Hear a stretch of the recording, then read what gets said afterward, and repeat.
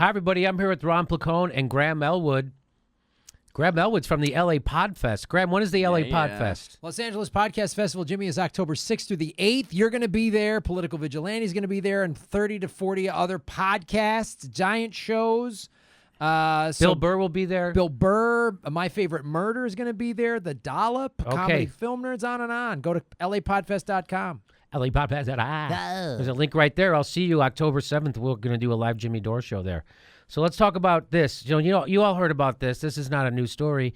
Jamil Hill from ESPN tweeted this out. Donald Trump is a white supremacist who has largely surrounded himself with other white supremacists. Now, that tweet really got the right wing upset. They turn into a bunch of snowflakes. They want her fired for saying that. Now, to me, JR at the Young Turks made this point. He's a black guy. He says, when they would call Barack Obama a socialist, I would be like, yeah, I hope so. Yeah, if he is, okay, what? I want him to be. Yeah, I would say, I wish. Yeah. Are you kidding me? I wish. So you guys voted for Donald Trump because of his white supremacy and all his innuendos and overendos and calling Mexicans rapists and saying that Muslims were bad people and that they cheered for the thing and you couldn't be a judge if you're a Mexican and women were bleeding from everywhere. So that's why you voted for him. So why would you be upset? You go, fucking right he is. That's what I would say. Right? Aren't you like, yeah, we got our guy in there. Yeah, we got our guy in. Keeping the White House white. All you guys that had to make the White House white shirts during Obama's 8 years, shouldn't you be retweeting this with like a high five symbol? Yeah. So David Duke he's upset by that? David Duke is upset by that or not? Yeah. Or the guys at Charlottesville are upset by that or not? So that's the whole thing. The whole thing is that that's what you want. That's the whole Charlottesville thing. That's what Trump got up there and said, neo-Nazis, there's lots of good people on that side. Yeah. What the F? So why would you be? So that's, to me, right off the bat, I don't get why you're upset by that. She's just stating a fucking fact. Trump doesn't make any secret about his white supremacy at all. At all. He hired Steve Bannon. Come on. I mean, he put a neo-Nazi in the White House. Right. Yeah. I mean, what's the problem? So come on. So again, if you're upset by that, then you're being a bit of a snowflake. Jesus H. Jock, he toured the country for 4 years asking Barack Obama for his fucking birth certificate in the most racist way possible. What do you call that? Yeah. That's making America great again, but she's not allowed to say this? Yeah, all right. So by the way, ESPN did try to. By the way, ESPN is not a moral organization. So if they fire somebody, they don't do it over. Like they got rid of Kurt Schilling finally, right? Yeah. After his millionth horrible gross thing he did, insulting someone for no reason, someone with no money and no power. He went after the transgendered. Remember that he tweeted out a picture of some gross picture of a transgendered woman, and you're gonna not in my bathroom. Like one of those things, like saying that transgenders it was just horribly demeaning, and so that's why they got rid of him, right? So A, it wasn't funny, and B, it was just ignorance, right? You can't applaud ignorance. So, and that wasn't the first thing Kurt Schilling did anyway, blah, blah. Here they bring on this guy, Clay Travis. He's from Fox Sports Radio. He's a Fox Sports Radio guy. Get ready. Here we go. You can't have this opinion. It's too conservative. We're not going to allow it. I think that's a bad move. I'm a First Amendment absolutist. I believe in only two things completely, the First Amendment and boobs. And so once they made the decision that they were not going to allow a conservative, non-sports-related commentary, they couldn't do it either. Hold on. I just want to make sure I heard you correctly as a woman anchoring the show. Did you say, what did you just say? You believe in the First Amendment and BWBS? Boobs. Two things that have only never let me down in this entire country's history, the First Amendment and boobs. So those are the only two things I believe in absolutely in the country. And so I don't think Jamel Hill should be. Ladies and gentlemen, I give you the network that won't have Noam Chomsky on. Yeah, she's so bewildered. How did this guy get in here? Yeah, because you didn't want Chris Hedges talking about the reality of the corporate state. Yeah. Yeah, we don't have Phil Donahue on. We don't have Chris Hedges on. We don't have Noam Chomsky on. We don't have Ralph Nader on. We don't have the head of the unions on. This is who you go to for info? You go to a freaking sports radio guy? Let's get the morning zoo boob guy Let's on. get the morning zoo boob guy. He's got insights. Boobs. I'm amazed he's not wearing one of those either nacho hats or the two beers with the thing. Yeah. Like, so this is like, hey, brah. So this is the level of political discourse on CNN. Hey, brah, do you like boobs, brah? This is just like this is just like a jock mentality on parade. Anyway. it's so dumb. Now, let's just listen to the rest of it. Fired. But I do think, straight up, that once you make the decision that you are going to let Kurt Schilling go, that you have to also make the decision that you're going to let Jemele Hill go. I think that's a bad decision. I think ESPN has made bad decisions that have led to 13 million subscribers bailing on the network. They've made bad... This guy's talking about bad decisions. What about what you just said? What about that boob joke opener, buddy? I don't know if you know, but the head of Fox News just had to quit because of this stuff, right? I don't know if you know. Bill O'Reilly just had to quit because of this stuff. I don't know if you've noticed. They just got rid of another guy from the Five had to quit because of this stuff. What are you doing? This is a problem you guys have over at Fox. And he's also like 13 million viewers have left ESPN. No, it's because people are cutting their cable. No one has cable anymore, and it's a dead medium, and no one wants to listen to idiots like you. Decisions that have led to ratings collapsing. Jemele Hill's television show is collapsing. Ratings were down 20% last week over last year. I think that's why she's angry. I think that's why she went after Donald Trump. She's begging for ESPN to fire her so she can work somewhere else. Okay. Keith, what do you think? Listen, I'm astonished at almost everything I just heard.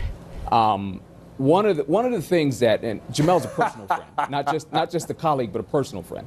One of the things that Jemele's had to deal with her entire career, and many women who I'm friends with in this business and have been friends with in this business for a long time, is sexism, blatant sexism, comments about her appearance, comments about her racially, comments about her inability or perceived inability to be able to comment on sports because of her gender. So this guy's making some good points. Here's where I'm torn.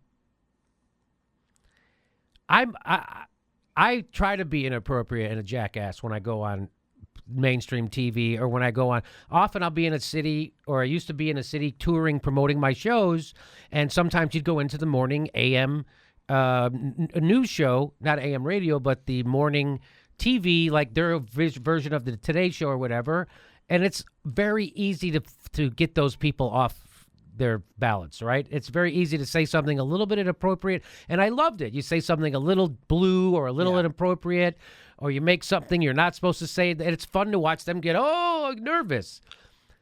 So that's what this guy's doing. I don't think he's doing that on purpose. I think that's just how this guy always talks, and when he started overcompensating for having homosexual thoughts a long time ago, right? And so now that's what a lot of this. Come on. No one goes on TV and does that with a straight face.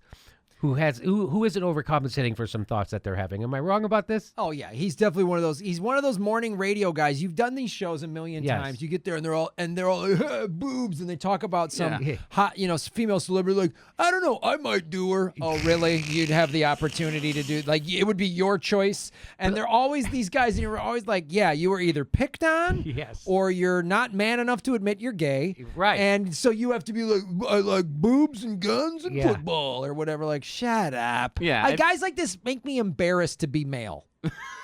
Well, he's doing it in such a sophomoric way. There's a way to be, like, inappropriate where you're an idiot, right? In a funny way, and he's doing it kind of in an idiot way, Ron. Yeah, I think it's just one of those things. He probably has a line like that in his radio show. Where he's like, yeah, boobs, and then he has his little sound box. But it's like, dude, you're on a CNN panel. This is a little different. Like, I think he was expecting the woman, everyone to be like, they'd awesome, laugh. ha. And she was like, wait, what? So now, if I was a woman, now I'm not a woman, so I'm not. But he just made some great points about how women have to face sexism in the workplace all the time and always being demeaned or dismissed because of your sex. And she's doing a sports show and people say she can't talk about it because she's a woman. And then he comes on and does something what people can consider being sexist. Refer, I want boobs. And so I get that point. It's like if I was a woman, I would probably feel different about this. But I'm split. Because I like to do inappropriate stuff like that. And watch, there's a little bit more. So for somebody to come on CNN and to say something like the only thing I believe in a discussion about something I'm still there too, and I just want to make sure I'm hearing you correct. I mean, this is a super serious segment. That's the problem also. This is a super serious segment. They bring you on to talk about a super serious segment. You know, it's racism, it's sexism, it's a woman at a sports show, it's a black woman talking about the president. And there's so much. First Amendment. There's so much stuff involved here. And he sounds like he wants to talk about it seriously, but he can't help get that jackass part of himself out of there. Now, again, I'm torn because I will often do inappropriate stuff like that, like he's doing, but I hope I don't do it in such a sophomoric way, right? Not that being sophomoric also can be funny. That's why I'm torn by this, right? But also, Jimmy, you're talking about when you were doing those shows, you were I'd be brought on as a comedian. Comedian Jimmy Dore. So Right. it's like, okay, this was set up to be a serious interview. Right. Let's get a guy from a sports talk show, right? And then let's get a former Keith Reed, former ESPN senior editor. Let's get an ESPN guy. Let's get a sports guy. Let's have this talk. And then he comes on boobs. So it's like, I mean, it doesn't make sense. No, it doesn't. You're right. So that's all the caveats that I would make. when I come on, they know I'm a comedian. Right. They know I'm going to be a jackass. And unless it's a serious thing where I say I won't be a jackass. Anyway, there's a little bit more to this. It's just- BOOZE or astonishing. BOOBS? Because as a woman, I'm As in boobs. I believe completely in the First Amendment and in boobs. Those are the only two things I believe 100% in this country. And I never think about men in a sexual way, ever, okay? Get that through your frickin' head, lady. I like women, okay? And if anybody says I don't, I will show them. I have a picture of me with a girl. That's why I always have a buffer seat when I sit next to a male friend at a movie theater like I'm 12. Like I had a guy do that to me on the road once, and he's like, "Oh yeah, we need the buffer seat." I go, "What are you, 14?" Like, I mean, if you want to spread out, fine, but if you're afraid, guys, people might think we're gay. Like, what are you talking about? Okay. By the way, Jamel has Why are you absolutely sitting nothing here to do with her live on background at CNN? all. Speak- He immediately, listen- did you notice that? He went straight to that. Yeah, you're absolutely right. I did go Guys, straight why would to that you because even it say because that it matters. live on national television and with a female host? I say Why it would live you on the even go radio all the there? time because it's true and that's what I do.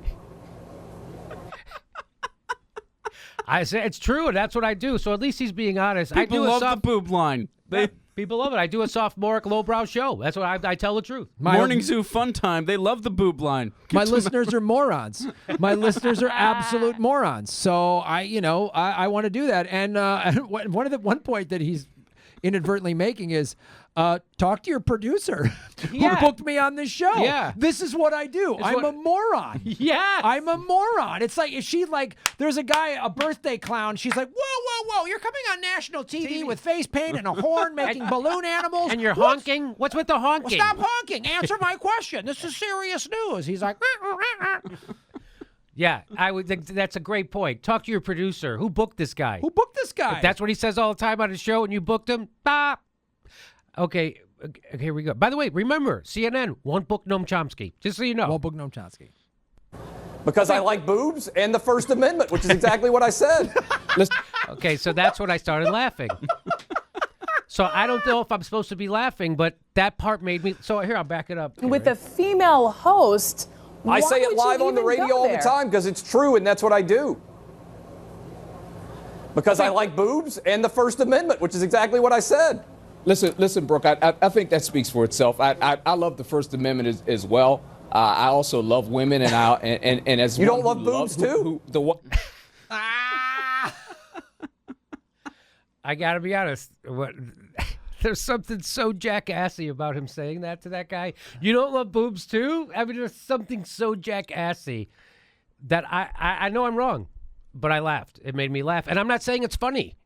I'm just saying that it's when something is so inappropriate, I can't help but laugh. Well, yeah, it's so inappropriate you can't help but laugh. And at this point, I'm laughing because I'm like, oh, he's punking the show. Yeah, like he did yes. a bet or something. You got some kind of bet or something. Somebody said, I bet you can't say boobs 7 times on the show or something like that. You know what I mean? Like something.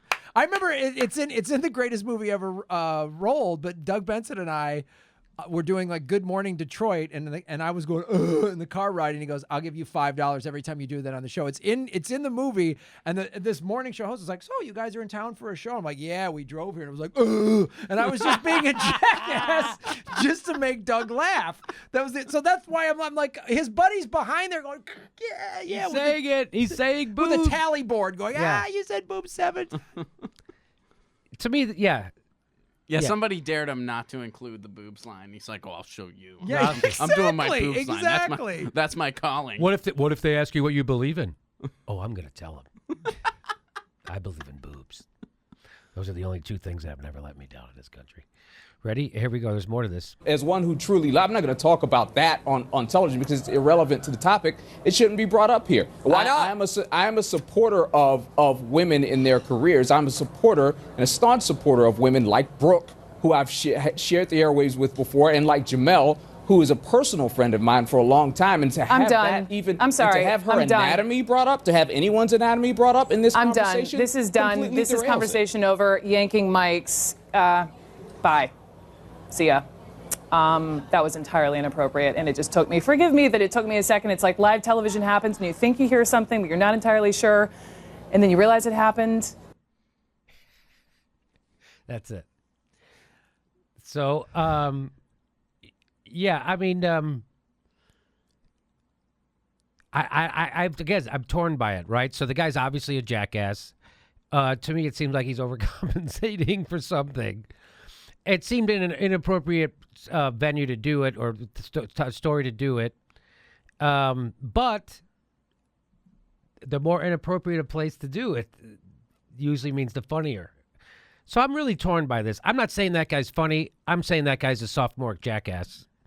But I got to be careful because I don't want to be hypocritical. I love inappropriate shit. I love doing inappropriate stuff like that. You know what I mean, right, Graham? Yeah, I totally know. As a comedian, it's like, it's the thing about when you tell a comedian, and that guy's not a comedian. No, he's not. That's the difference. He's not actually funny. He's not a professional comedian. He's not actually funny. He thinks he is in his dumb little world. Right. So Right. He's a moron. But talking about the inappropriate thing, us as comedians, you tell a comic, hey, whatever you do, don't make fun of this. That's the first thing we're going to do. It's the first thing. It's you work a comedy club and the owner goes, hey, look, the curtain behind the thing, I know it's weird, don't make fun of it. You're going to, the first 10 minutes of your act, be like, wow, look at this dumb curtain behind me. Like, that's all, that's how we do. So that, coming from that mentality, if he's just trying to blow up the show, that, I guess that's what I was like, again, that's what I was laughing at. Like, if his buddy is betting him, then that to me is like, oh, he's just trying to say whatever the thing is to blow it up. I don't want to be a snowflake. Right. I don't want to be a snowflake. I think the people upset at Jamel are being snowflakes. I think she handled it right. I think they, you know what this is? This is a heads up to your producer to do a little bit better job booking his guests, right? Booking guests, have this is, you've talked about this before. This is CNN. This is what CNN gets for putting a climate change denier next to Bill Nye. Yes. This is what they goddamn get. You want to have a real First Amendment debate? You want to have a real debate about racism in America? Then fucking let Bill Nye have his own thing and just say, come on, you know what, CNN? Come right out and say climate change is real. It's happening. That's why we're having 4 fucking hurricanes, one right after another. Or they could say, what they could say is climate change is not a debate. That's why we're not having a debate. Yes. Bill Nye's going to tell us how it's affecting us and what we need to do as a society to stop, to reverse it. Right. So this is good payback. Let's remember, CNN hired Jeffrey Lord, paid Corey Lewandowski $500,000 for his insight, a guy who assaults reporters and is he's just a goon. And these are the people that CNN hires. So for them to have a shitty booking like that is no surprise. So it's really a wag at the finger, not at that guy. Wag at the finger with the CNN's producers who book, or bookers, whatever. That's the real. So I'm not going to snowflake out on this guy.